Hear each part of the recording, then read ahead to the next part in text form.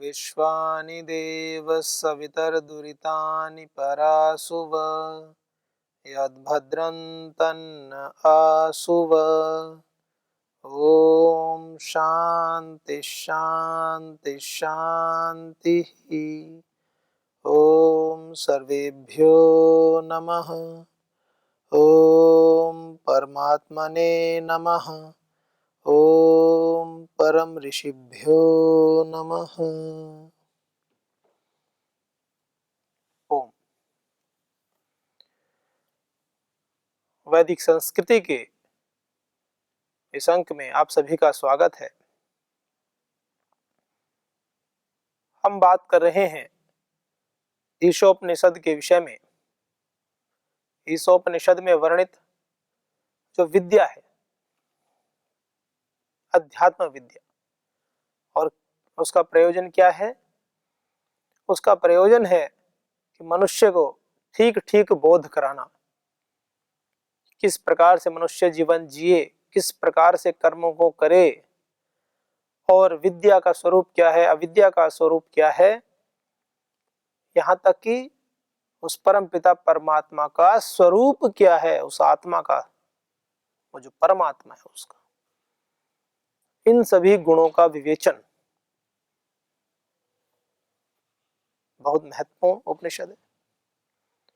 सभी उपनिषदों में ईशोपनिषद नाम ही तो है, ईशोपनिषद, भगवान के गुण कर्म स्वभाव का वर्णन इसमें मिलता है, नाम ही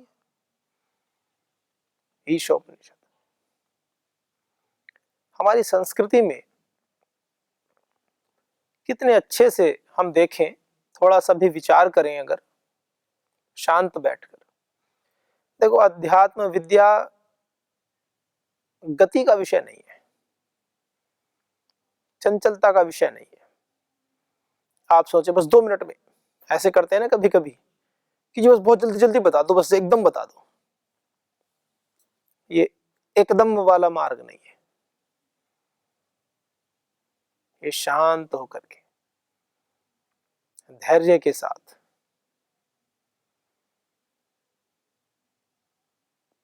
अपने पूरे चित्त को एकाग्र करके, तब इसमें गति होती है, तब चीजें समझ में आती हैं, हमारी बुद्धि शांत होती है और श्रद्धा से भर जाती है। और जब श्रद्धा मूर्धा में स्थित हो जाती है, तब परम पिता परमात्मा की कृपा साधकों के ऊपर, मनुष्य मात्र के ऊपर होती है। श्रद्धाम भगस्य मूर्धनि, ऐसे कहा। जिनकी दिनचर्या जो बहुत व्यस्त है, बहुत व्यस्ततम दिनचर्या है जिनकी, फिर वो निराश हो जाएंगे। निराश थोड़ी होना है, निराश नहीं होना है। समय निकालो, प्रबंधन करो। मतलब ऐसा नहीं है कि कोई व्यक्ति 2 घंटे के लिए समय निकाल करके शांत बैठे। आप समय निकालिए जितना आपसे निकलता है। आप 10 मिनट निकालिए, 20 मिनट निकालिए, 30 मिनट निकालिए। वैसे महर्षि दयानंद सरस्वती जी कहते हैं इस विषय में कि प्रत्येक, यहां तक कि गृहस्थ के लिए भी, मनुष्य मात्र की बात कर रहा हूं मैं, गृहस्थ जो कि अपने घर परिवार चला रहे हैं, अन्य कार्यों को कर रहे हैं, उनके लिए भी कहा है कि 1 घंटा सुबह और 1 घंटा शाम तो ध्यान, उपासना, संध्या, यज्ञ आदि करना चाहिए, आवश्यक है।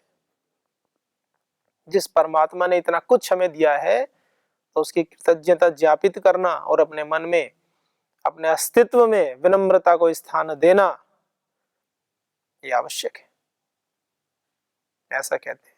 और कहा, और जो इस पथ पर आगे बढ़ रहे हैं वो तो अधिक क्या करें। मतलब 1-1 घंटा तो मिनिमम बताया है। तो चलिए आप 1 घंटा समय सुबह शाम में नहीं दे पाते हैं, कोई नहीं, आधा आधा घंटा दीजिए। 2 समय नहीं दे पाते हैं, 1 समय दीजिए। कुछ तो समय निकालना पड़ेगा ना, मनुष्य हैं, कुछ तो पुरुषार्थ करना पड़ेगा, कुछ तो मैनेजमेंट करना पड़ेगा। करेंगे तो निकल जाएगा। जो भी हमारा कंफर्टेबल जोन है उससे थोड़ा सा बाहर आना पड़ेगा। आप सुबह 5 बजे उठते हैं तो 4:30 4:30 बजे उठ जाएं। 4:30 बजे उठते हैं, 4 बजे उठे। ऐसे आप 8 घंटे सोते हैं, 7 घंटे सोते हैं, 6:30 6.5 घंटे सोते हैं तो 6 घंटा। और अगर 6 घंटा भी सोते हैं तो 5.5 घंटा सो जाएं। दिन में थोड़ा मेंटेन कर लें उसको। 35-40 वर्ष के बाद में 5 से 6 घंटे की निद्रा भी पर्याप्त हो जाती है। फिर समय मिले थोड़ा विश्राम कर लें, दिन में कर लें विश्राम, योग निद्रा कर लें, शवासन के माध्यम से भी 10 मिनट 15 मिनट शवासन कर लें, ऐसा अभ्यास कर लें। और शाम को जल्दी सोने का अभ्यास कर लें। 9 बजे तक सो जाया करें, 9:30 10 तक तो सो ही जाया करें ऐसा। क्योंकि 10 बजे से 2 बजे तक का ये जो 4 घंटे होते हैं बहुत ज्यादा महत्वपूर्ण होते हैं निद्रा के लिए विशेष। इन 4 घंटों की निद्रा तो गहरी होनी चाहिए। 10 से तो विशेष टाइम है, तो समय निकालें। 30 मिनट 20 मिनट तो निकालें, 15 मिनट तो निकालें, कुछ तो निकालें। लेकिन उसमें जो निकालें तो वो प्योर हो, मिश्रण ना हो उसमें कि बैठ गए 2 मिनट के लिए बैठे और 2 मिनट में 200 कार्य दिमाग में आ रहे हैं, 200 कार्य वाले आ रहे हैं, कॉल आ रही है, फोन आ रहे हैं, कोई टोक रहा है, कोई आवाज लगा रहा है। बोल दो, थोड़ा शांत रहें। तो बहुत व्यस्ततम बहुत महत्वपूर्ण व्यक्ति हैं कि उनका एक एक सेकंड भी पता चले कि भाई बहुत बड़ी किसी किसी के ऊपर जिम्मेवारी होती है। मान लीजिए सुरक्षा विभाग में है, पुलिस में है, बॉर्डर पे भाई हैं, अब वो बॉर्डर पे बंदूक लेके खड़े हैं, वहीं बैठ जाए 2 मिनट के लिए तो ये तो गलत बात है। तो विषय विषय के अनुसार बातें होती है। इसलिए तो मैंने कहा प्रबंधन कीजिए, मैनेजमेंट ड्यूटी के बाद में कर लीजिए, जब शिफ्ट चेंज होती है तब कर लीजिए, अपने बाद में रूम पर आकर के या जहां भी छावनी में जहां भी रहते हैं कुछ थोड़ा बहुत तो विश्राम करते ही। तो जब आप कर रहे हो तो कोई सुरक्षा वाला भाई वहां पे हो जो वहां पर देख रहा हो, सजग हो। तो इस प्रकार से कहीं आप बैठकर कर रहे हैं, कोई व्यक्ति है उनको कॉल्स उठानी ही है, महत्वपूर्ण विषय होते हैं, तो अपने किसी ऐसे सहयोगी को रख लें वहां पर कि भाई इन 2 मिनट में या 10 मिनट में कोई कॉल आएगी तो आप उठा लेना। कोई अत्यंत महत्वपूर्ण कॉल इन 10 मिनट में आए तो आप मुझे बता देना, नहीं तो आप बता देना कि 10 मिनट के बाद कर लेंगे। ये तो करने से हो जाती हैं चीजें। और जब आप उस ईश्वर के सामने निवेदन करेंगे तो भगवान जी बहुत सहायता करते हैं, बहुत ज्यादा। आप विश्वास नहीं कर पाएंगे कितनी सहायता करते हैं।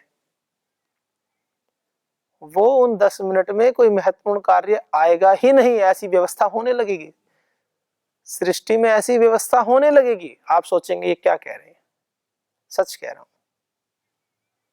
सच कह रहा हूं, ऐसा होता है। आप अगर संकल्प कर लें कि मुझे सुबह उठना है, तो अगर आप सुबह जल्दी उठने का संकल्प करेंगे और उठना प्रारंभ कर देंगे तो आप देखेंगे कि जिन कारणों की वजह से आप सुबह जल्दी नहीं उठ पा रहे थे, धीरे धीरे उन कारणों में न्यूनता आनी शुरू हो गई है और धीरे धीरे वो सब कार्य नष्ट हो जाएंगे। कभी विरले, कभी 1-2 आ गए तो आ गए, तो वो तो अपवाद होते हैं, आ ही जाते हैं। लेकिन मैक्सिमम 90% आपकी दिनचर्या निर्बाध रूप से चलेगी, अबाधित हो जाएगी, कोई भी ऐसे व्यवधान उसमें आने बंद हो जाएंगे। संकल्प तो करो, संकल्प, अच्छे संकल्प कहां से उत्पन्न होते हैं? अच्छे शास्त्रों के श्रवण से, गुरु आचार्यों की आज्ञा मानने से, अनुशासित जीवन जीने से, और मूलतः एक शब्द में बोले तो अपनी वैदिक संस्कृति में जीने से, उसका अनुसरण करने से, उसकी अनुपालना करने से, उसमें दिए हुए विधि और निषेधों का पालन करने से। विधि का पालन और निषेध को छोड़ दे, तो ये भी तो पालन ही है। तो ऐसे तो क्या कहते हैं उपनिषदकार ईशोपनिषद के विषय में बताते हैं, हमारे जीवन में भौतिक ज्ञान के साथ साथ आध्यात्मिक ज्ञान का भी समावेश होना चाहिए। अभ्युदय और निश्रेयस, केवल अभ्युदय केवल निश्रेयस, ये केवल कार्यक्रम नहीं होता। केवल सत्व की स्थिति, केवल तमस की स्थिति, केवल रजस की स्थिति कुछ नहीं होती, मिश्रण है। हाँ, सत्व की प्रधानता होनी चाहिए जीवन में। कहते हैं ना डोमिनेट कौन कर रहा है, कि कोई आंदोलन होता है कि यहाँ पर डोमिनेट कौन कर रहा है। जैसे पहले आंदोलन हुए, परम श्रद्धेय योग ऋषि श्री स्वामी जी महाराज ने इस देश में क्रांति लाई, तो जिसके कारण से देश में एक राष्ट्रवादी सरकार बनी और देश में ऐसे ऐसे निर्णय हुए जो पिछले 70-80 सालों से 100-100, 150, 400 सालों से लंबित पड़े थे, एक नासूर बने हुए थे इस देश में। उसके लिए बहुत पुरुषार्थ की आवश्यकता होती है, संकल्प शक्ति की आवश्यकता होती है। तो क्या उन सभी निर्णयों का श्रेय, उन सभी अच्छी बातों का श्रेय केवल सत्ता में बैठे लोगों को दिया जाना चाहिए क्या? जिन महापुरुषों ने अपने सर्वस्व को आहूत करके, सब कुछ अपना न्योछावर करके, सत्ता संपत्ति ऐश्वर्य, सत्ता सत्ता है ऐसे थोड़ी है, उन महापुरुषों की भी अपनी सत्ता है, जितनी भी उनकी पहुंच है, सब कुछ लगा करके, धन से, बल से, अपना सब कुछ झोंक करके, संपूर्ण सामर्थ्य, संपूर्ण ज्ञान, सब कुछ लगा दिया। और इस देश में राष्ट्रवादी व्यक्तियों की सरकार आए, वो देश को चलाएं, उसके लिए महान महनीय पुरुषार्थ किया, उनको भी तो क्रेडिट दिया जाना चाहिए। देते हैं, ऐसा नहीं देते, जो लोग हैं वो भी देते हैं, कोई मानते हैं, समाज भी जानता ही है। कोई बहुत पुरानी बात नहीं कह रहा हूं कि 500-1000 वर्ष पुरानी, कि नहीं पता है, अभी 8-10 साल, 6 साल, 5 साल पुरानी बात है। और वर्तमान में भी सदैव राष्ट्रीय स्तर में विषयों को सदैव गति दिए रहते हैं कि देश में कैसे आरोग्य आए, देश में कैसे स्वास्थ्य आए, शिक्षा के विषय में कैसे समाज की धारणा हो, और राजनीतिक विषयों में भी आवश्यक मार्गदर्शन देते ही रहते हैं। और सबसे बड़ी बात होती है राष्ट्र की चेतना के स्तर को ऊर्ध्वगामी बनाए रखना, एक बड़ी बात है, और उसको बना करके रोक के रखना। क्या ऐसा नहीं कि चेतना का स्तर एक बार उठाया और फिर गिरा देना, उठाओ और उसको बना के रखो सदैव। माने मृत व्यक्तियों के अंदर भी जान फूंकना, ऐसे महान कार्य कोई संकल्प सिद्ध पुरुष ही कर सकते हैं। और अवतार क्या होते हैं? यही अवतार होते हैं जो ईश्वरीय गुणों से ओतप्रोत होते हैं, और प्रत्येक उनके निर्णय में पूरे राष्ट्र का कल्याण, मानवता का कल्याण निहित होता है। अपने जीवन को संपूर्ण समर्पित कर देते हैं इस मां वसुंधरा के लिए, इस वैदिक संस्कृति के लिए। वैदिक संस्कृति का कोई ऐसा कोई संप्रदाय या मजहब से कोई लिंक नहीं है, कोई जोड़ नहीं है। वैदिक संस्कृति जो मूल में है, जो भी हमारे आचरण है, व्यवहार है, सद आचरण, सद व्यवहार, जो भी अच्छे अच्छे हैं, वही तो है वैदिक संस्कृति, और क्या है। और मूलतः वेदों पर आधारित है। ये सब जो बातें मैं कह रहा हूं ये तो निर्विवादित है। अब कोई जबरदस्ती आकर के इसमें विवाद पैदा करे तो कर लो भाई, चट्टान पर सिर मारते रहो। अब ब्रह्मचारी कोई होगा तगड़ा, तब तो चट्टान फूट जाएगी, वो भी कई बार मारने से फूटेगी, बाकी तो कुछ होगा नहीं। क्योंकि हम तो गुरुकुल में ब्रह्मचारियों का उत्साहवर्धन करते ही रहते हैं। संकल्पवान पुरुषोयम, और इसमें निकालेंगे क्या? वेद माता जो सृष्टि की उत्पत्ति के समय जो अपौरुषेय ग्रंथ है, जो ऋषियों के हृदय में परमपिता परमात्मा की असीम अनुकंपा से मनुष्यों को प्रदत्त किया ज्ञान है, ऋषियों के माध्यम से प्राचीन काल में श्रुति परंपरा से यह ज्ञान आया और बाद में लिपिबद्ध भी हुआ। तो इस ज्ञान परंपरा में जो ऋषियों के मुख से निश्चित जो मंत्र हैं, जो महावाक्य हैं, जो संविधान है मनुष्य का जीवन कैसा हो, कैसे जीवन को जिए और क्यों जिए, उसके जीवन का अंतिम उद्देश्य क्या है, उस लक्ष्य को ध्यान में रख करके आगे बढ़े, तो वो सब संविधान। किसी को क्यों आपत्ति होगी? फिर भी कोई करे तो अपना ही माथा फोड़ लेगा, हाथ तो कुछ आएगा नहीं। क्योंकि किसी व्यक्ति विशेष की बात ही नहीं करते वेद। हमारी वैदिक संस्कृति किसी एक व्यक्ति विशेष, संप्रदाय विशेष की बात ही नहीं करती। वो तो समस्त मानव जाति की और समस्त सृष्टि को हम कैसे अच्छे से बनाएं और मनुष्य किस प्रकार से विधि पूर्वक अपने जीवन को जीते हुए कैसे अपने लक्ष्य को प्राप्त करे, उसकी बात करती है। इसीलिए कहा, प्रथम मंत्र में ही सिद्धांत दे दिया कितना बड़ा, तेन त्यक्तेन भुंजी था मां गृधः कस्य स्विद्धनम्। ओम ईशावास्यमिदं सर्वं यत्किंच जगत्याम जगत तेन त्यक्तेन भुंजी था मां गृधः कस्य स्विद्धनम्। कितना सुंदर। पहले तो बता दिया मनुष्य को कि जितना भी जगत है, जितना भी ये गतिशील गति करने वाला जितना भी जगत है, जो भी स्थावर जंगम, जो भी जड़ चेतन जितना भी जगत है, इसके सब के मूल में क्या है? ईशा, ईश से संचालित है। ईशन करने वाला कौन है? वो परमपिता परमात्मा है। इसको गति देने वाला, नियंत्रण करने वाला कौन है? परमपिता परमात्मा है। उन्हीं से सब ये रचा बसा है, सारा आच्छादित है, सब उन्हीं में समाया है। और जब सब उनमें समाया है तो इस बात से हमें क्या सीख मिलती है?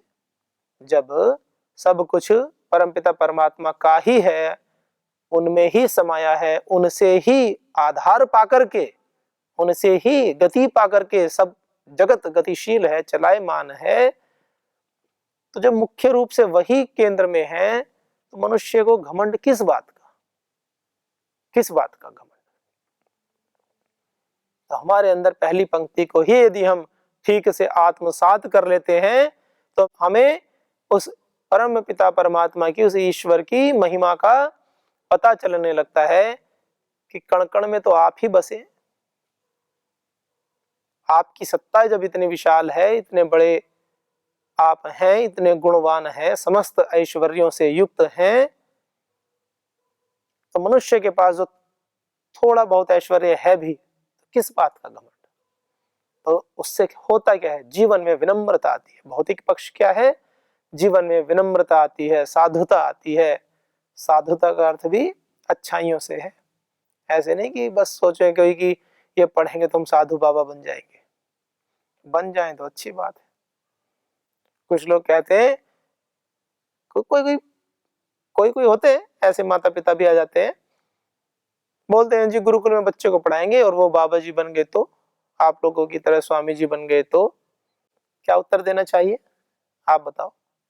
जब ये देश आजाद हुआ उस समय इस देश में 7.5 लाख के लगभग गुरुकुल थे। ये तो डेटा है। और सभी में कोई वानप्रस्थी, कोई सन्यासी ऐसे पढ़ाते भी थे। और वो कब से चली आ रही है परंपरा? 200 करोड़ वर्षों से चली आ रही है वो परंपरा। कोई आजकल की नहीं है कि 10-20 साल पहले की हो। 200 करोड़ वर्षों से, सृष्टि की उत्पत्ति के बाद से। और जिस समय धर्म का बोलबाला था, जिस समय सभी वैदिक संस्कृति, वेद, शास्त्र, उपनिषदों को पढ़ते थे, फिर तो सबको ही सन्यासी हो जाना चाहिए था, फिर तो सृष्टि समाप्त। यदि सारे सन्यासी हो जाएं तो सृष्टि 150 वर्ष में समाप्त, मैक्सिमम मान लो 150 वर्ष कह रहा हूं मैं, इससे ज्यादा नहीं चलेगी। तब तो कब की समाप्त हो जानी चाहिए थी। ऐसा होता नहीं है ना, ऐसा होता नहीं है। हम कह देते हैं, जब मन में संशय होता है तो हम ऐसे बोल देते हैं कि गुरुकुल में पढ़ेंगे तो सारे बच्चे सन्यासी बन जाएंगे। तो इस तो का कोई अर्थ होता है क्या?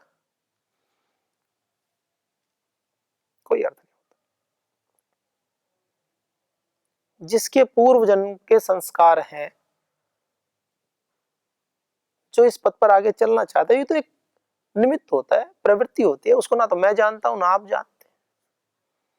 तो व्यक्ति अपने पूर्व जन्म के संस्कार लेकर आया होता है, और जिसने आध्यात्म के क्षेत्र में प्रगति की हुई होती है और जो अपने उस स्तर पर होता है कि बस अनुकूल निमित्त पाया और बन गया, तो वो बन जाएंगे।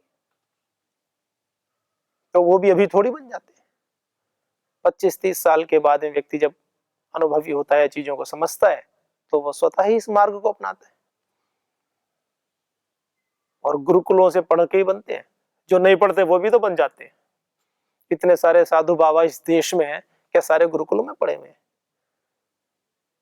तो जब इस दृष्टि को बताते हैं उनको, तो कहते हैं हाँ जी बात तो सही है। तो ये क्यों प्रश्न क्यों उठते हैं मन में? क्योंकि हमें अपनी वैदिक संस्कृति, अपनी सांस्कृतिक परंपराओं पर उनका भी दोष क्या है? कालांतर में ऐसी चीजें हुई, ऐसी घटनाएं घटित हुई कि जो शुद्ध ज्ञान था उसको नष्ट किया गया। मिश्रित ज्ञान कुछ का कुछ पढ़ाया जाने लगा, तो एक ऐसी धारणा बन गई कि ऐसे होता है, जबकि ऐसा नहीं है। ये सत्य नहीं है, ये सत्य नहीं है। ये तो वो परंपरा है जहां से चक्रवर्ती सम्राट निकलते हैं, इस देश को दिशा देने वाले राजनीतिक व्यक्ति निकलते हैं, कूटनीति के आचार्य निकलते हैं। ये तो वो परंपरा है, ये तो वो परंपरा है। इस देश को महान समाज सुधारक देने वाले व्यक्ति निकलते हैं। इस देश का, इस दुनिया का नेतृत्व करने की क्षमता जिनमें होती है, ऐसे व्यक्तियों का निर्माण होता है गुरुकुलों में। तो वैदिक संस्कृति का आधार शास्त्रों में है, लेकिन उनका बीजारोपण होता कहां पर है? उन शास्त्रों का बीजारोपण कहां पर होता है? वो गुरुकुलों में होता है, आध्यात्मिक संस्थाओं में होता है। जिनके बच्चे छोटे हों तो उनको गुरुकुलों में अवश्य पढ़ाने चाहिए। जो बड़े हैं तो वो किसी न किसी आध्यात्मिक संस्था से अवश्य जुड़े। मैं कोई आग्रह नहीं करता हूं कि किससे जुड़े, आप स्वयं सोच लें, विचारें कि जो वेदों को लेकर चलने वाली संस्थाएं हैं उनसे आप जुड़ जाएं। जो वैदिक ज्ञान को लेकर चलने वाली संस्थाएं हैं उनसे जुड़ जाएं, क्योंकि मूल में वेद तो होने ही चाहिए। इस बात पर तो सभी सहमत हो सकते हैं, मूल में वेद को तो रखा जा सकता है। ठीक है, उसके बाद के जो ग्रंथ हैं उनमें आप ना करें तो वेद हैं, कुछ उपनिषद हैं, मुख्य उपनिषद है,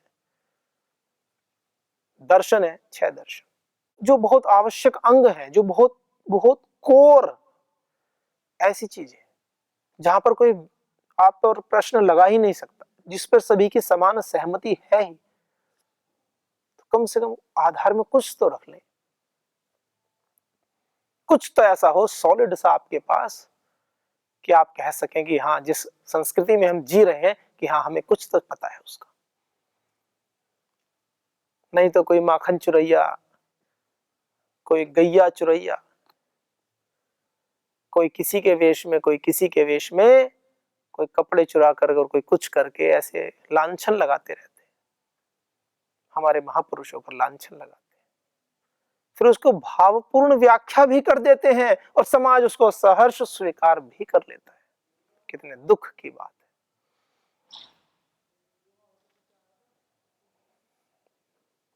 हम गलत को स्वीकार कर लेते हैं सुंदर सुंदर व्याख्याओं से। ऐसा नहीं होता। जो महापुरुष होते हैं वो तो विशेष ध्यान रखते हैं कि उनके जीवन में उनसे कभी भूल कर भी कोई छोटी सी भी गलती ना हो, और उनको अगर अच्छी बातें बतानी है तो वो गलत बातों का सहारा लेकर के बताएंगे क्या?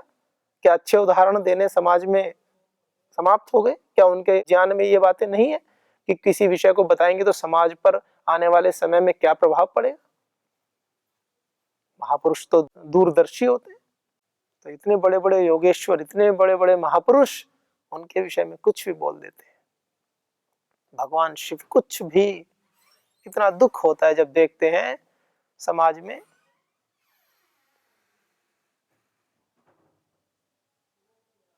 मतलब नशेड़ी बना दिया बिल्कुल।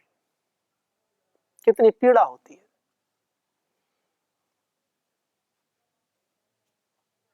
किसी बहुत अंतरतम में स्थित कोई बहुत रिमोट एरिया में, बहुत ही दूरवर्ती सुदूरवर्ती क्षेत्र में भी कोई गांव होगा, उसमें भी जहां शिक्षा का बहुत घनघोर अभाव हो। हालांकि वर्तमान परिस्थितियों में जो सरकारें हैं काफी कार्य कर रही हैं, कहीं सुदूरवर्ती क्षेत्रों में फिर भी कोई ऐसा गांव हो जहां शिक्षा का बोलबाला कम हो और जहां सामान्य विषयों की जानकारी ना हो, वहां पर भी कोई व्यक्ति गांव में, पड़ोस में, शहर में कोई ऐसे भांग का, शराब का ऐसा कोई नशा करे, मादक पदार्थों का नशा करे, घूमे फिरे, उसको भी लोग अच्छा नहीं मानते। तो आइए हम ये संकल्प करें कि हम अपने जीवन में शुभ गुणों को धारण करेंगे। कुछ समय तो शांत होकर के केवल उस परमपिता परमात्मा की उपासना में निकालेंगे, और कुछ भी ना करें तो गायत्री मंत्र का अर्थ पूर्वक जाप करेंगे। जितना समय मिलेगा अपने वैदिक शास्त्रों का अध्ययन करेंगे, अपने जीवन को शुभ गुणों से भरेंगे, अपने जीवन में पवित्रता को धारण करेंगे और ईश्वर के प्रेम में सदैव जिएंगे। इन्हीं शुभ भावों के साथ आज के अंक को विराम देते हैं। सबको नमस्ते। ओम शांति शांति शांति।